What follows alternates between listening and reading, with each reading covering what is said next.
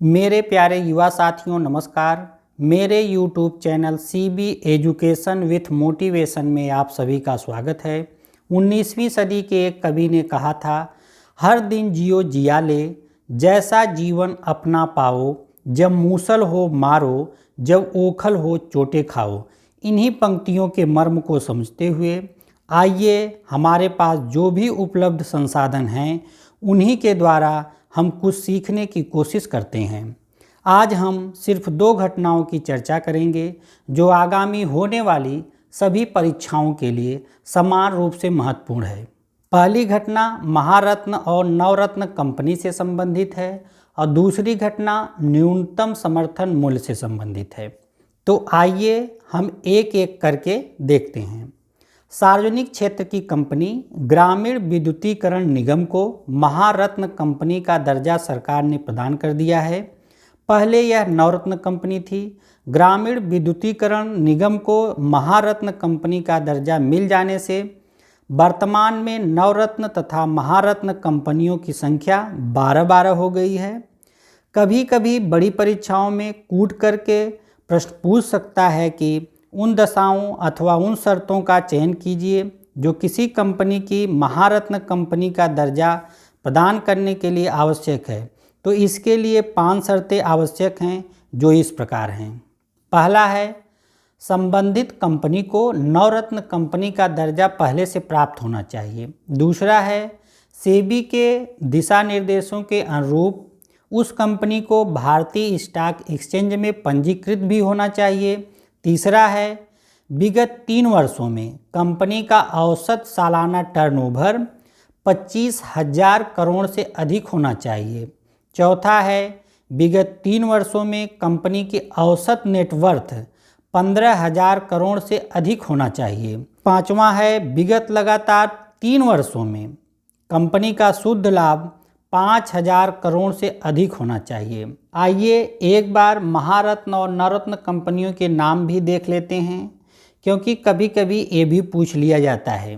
देश की 12 महारत्न कंपनियां इस प्रकार हैं: भारतीय इस्पात प्राधिकरण, भारतीय तेल निगम, coal India limited, GAIL India limited, power grid corporation of India, Hindustan petroleum corporation limited, power finance corporation, तेल एवं प्राकृतिक गैस निगम, राष्ट्रीय ताप विद्युत निगम, Bharat heavy electricals limited, Bharat petroleum corporation limited, ग्रामीण विद्युतीकरण निगम। देश की 12 नवरत्न कंपनियां भी इस प्रकार हैं: national aluminium company, Mahanagar telephone Nigam limited, Bharat electronics limited, भारतीय नौवहन निगम, Hindustan aeronautics limited, oil India limited, Rashtriya Ispat Nigam limited, राष्ट्रीय खनिज विकास निगम, Neyveli lignite limited, national building construction corporation limited, engineering India limited, container corporation of India. दूसरी टॉपिक है, विपणन वर्ष 2023-24 के लिए रबी उपजों का न्यूनतम समर्थन मूल्य। हम आपको बता दें कि विपणन वर्ष तथा फसल वर्ष अलग अलग होता है। फसल वर्ष विपणन वर्ष से 1 वर्ष पीछे चलता है। जब हम विपणन वर्ष 2023-24 कहते हैं तो इसका मतलब फसल वर्ष 2022-23 भी होता है।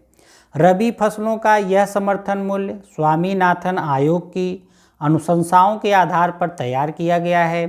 रबी फसलों की यदि हम बात करें तो बहुत सारी फसलों के लिए न्यूनतम समर्थन मूल्य जारी किया जाता है, परंतु हमें एक फसल के डाटा पर ज़्यादा ध्यान देना है, वह है गेहूँ। फसल वर्ष 2022-23 के लिए गेहूँ का न्यूनतम समर्थन मूल्य 2,125 रुपया रखा गया है, जो पिछले वर्ष से 110 रुपया ज़्यादा है। पिछले वर्ष यह 2,015 रुपये था। न्यूनतम समर्थन मूल्य के संबंध में दूसरी महत्वपूर्ण बात यह है कि मंसूर का न्यूनतम समर्थन मूल्य सबसे अधिक 500 रुपये बढ़ाया गया है, जो 5,500 रुपया से बढ़कर 6,000 रुपया कर दिया गया है। आज के लिए बस इतना ही। यदि यह वीडियो आपको अच्छा लगा हो तो इसे लाइक कीजिए, दूसरों को शेयर कीजिए और हमारे YouTube channel CB education with motivation को सब्सक्राइब भी कीजिए। हम अगले सप्ताह फिर मिलेंगे, तब तक के लिए नमस्कार।